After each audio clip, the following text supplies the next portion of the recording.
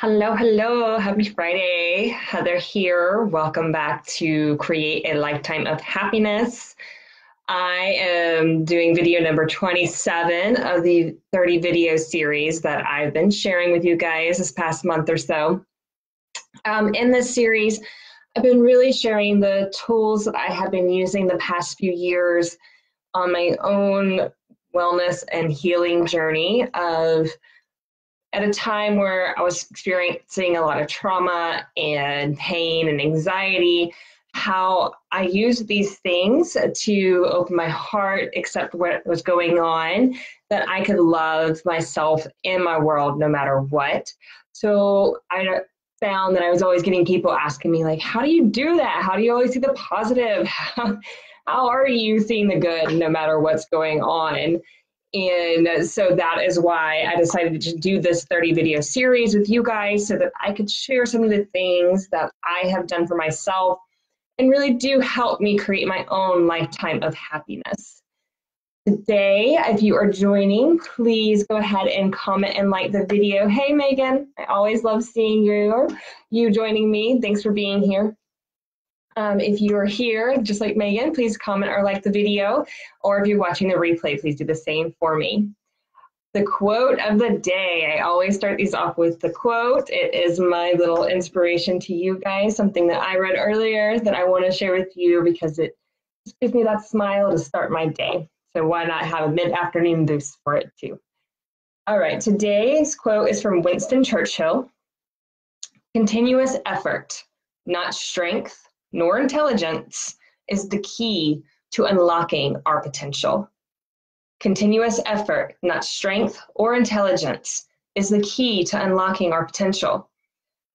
I love the word unlocking here. And the reason I do is because my coaching practice, my business name is Acorn Health and Wellness. And the reason I chose Acorn as my symbol is because it's a big symbol of potential and strength from within. And it's really a message that's very, very close to my heart because I believe everything we need is within us, that it exists there and we just have to find ways to unlock it. And so I really loved his use of words there of unlocking our potential because that is exactly what I believe we are meant to do. Because when we're able to unlock that part of ourselves and free that part of ourselves using these tools I've been sharing with you guys, it opens up so much of our true strength, our true heart and soul.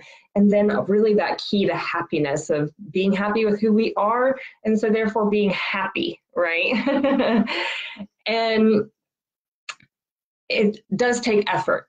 It's something that once you go through and actually go through action each day is what I call it, but same thing as effort. When we're taking that consistent action every single day, that's exactly what we're doing. We're unlocking all of those things that already exist and make up who we are. So it's a beautiful reminder to just keep making that effort, that continuous effort. Don't worry about how smart you think you are, how intelligent you think you are, how strong you think you are. Just put yourself out there and do it because that is going to be the how. That's going to show you how you need to get there. So that is my interpretation of that. Go ahead and do what feels right for you. Try what feels right. Get that feedback. Listen to your gut and just begin. Take that effort. Take that action.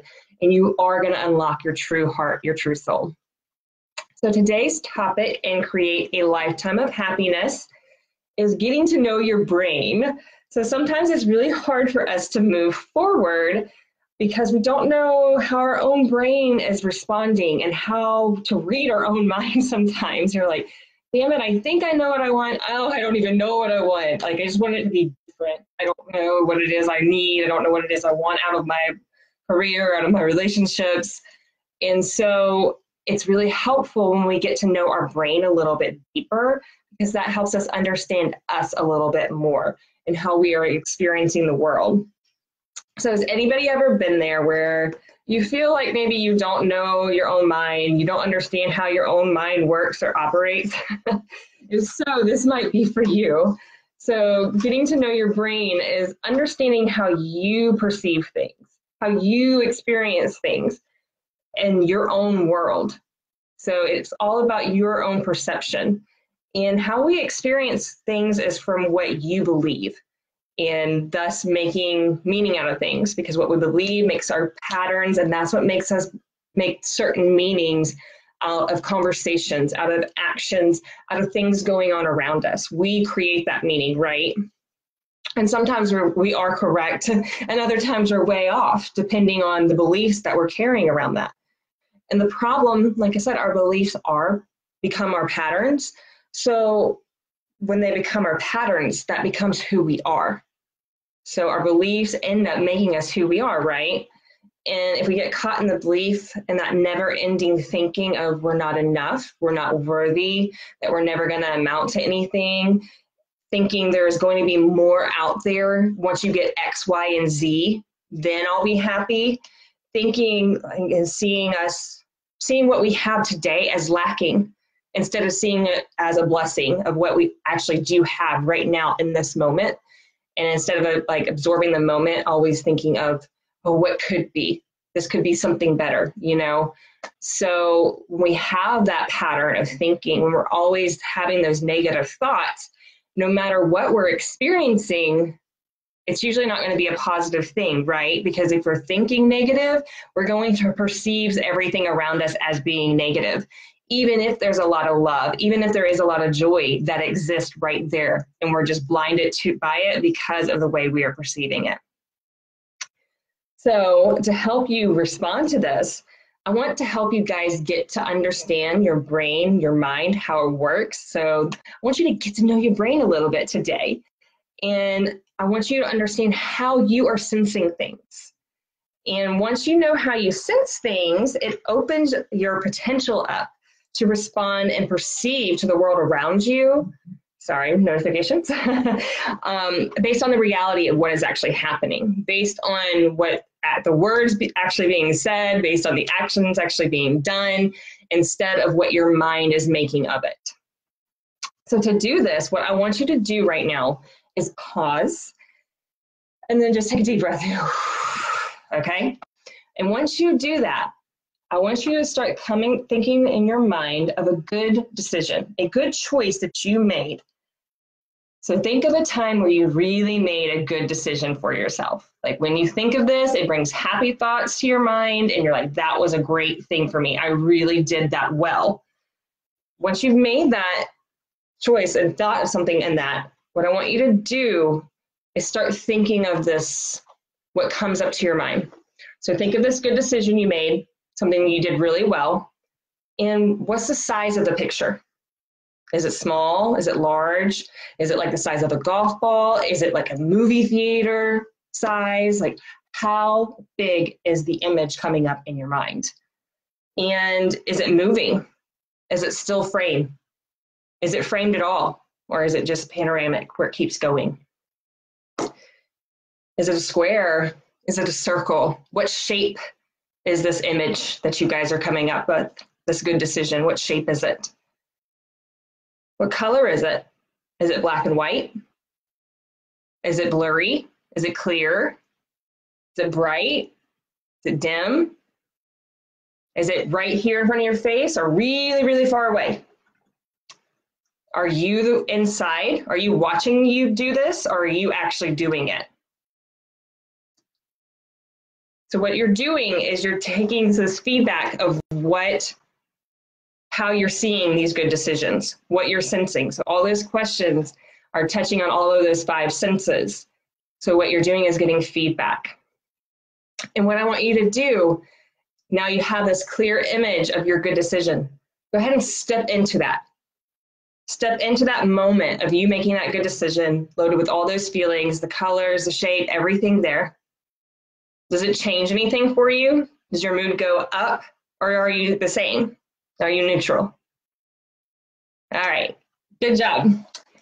So shake that out. Going back to neutral. And now I want you to think about, like, what did you just have for lunch? Or what are you about to have for lunch? Have that in your mind. Shake out the good decision. Okay. Now what I want you to do is think of a bad choice. Something that did not turn out so well for you when you went to go do this. Something that was maybe not healthy for you, and you decided to do anyways. just a bad decision. And I want you to go through those same questions.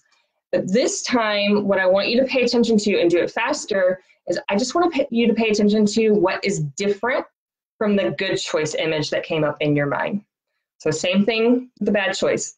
Black and white, color, shape, movie, still frame.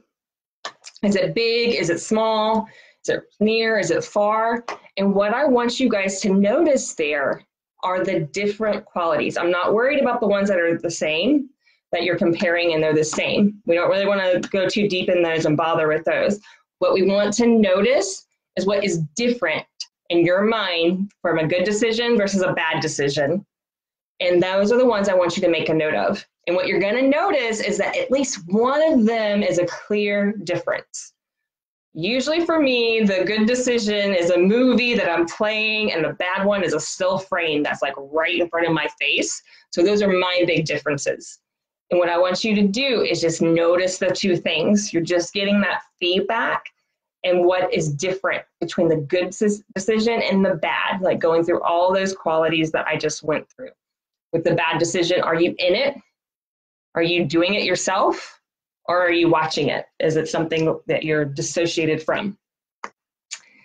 And that is what you're going to do to understand how your brain works. Understand how you collect information, sense things, and experience things in your world. And what is great to me is like once you know, now you have the power to revise it.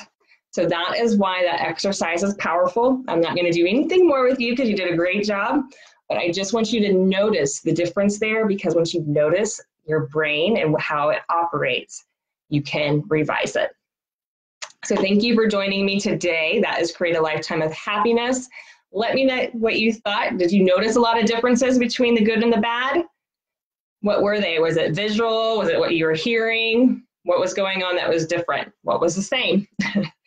Thank you as always. I hope you guys have a great, great weekend. I will be back Monday where I'm talking about laughter being the best medicine and indication of healing for our bodies and minds.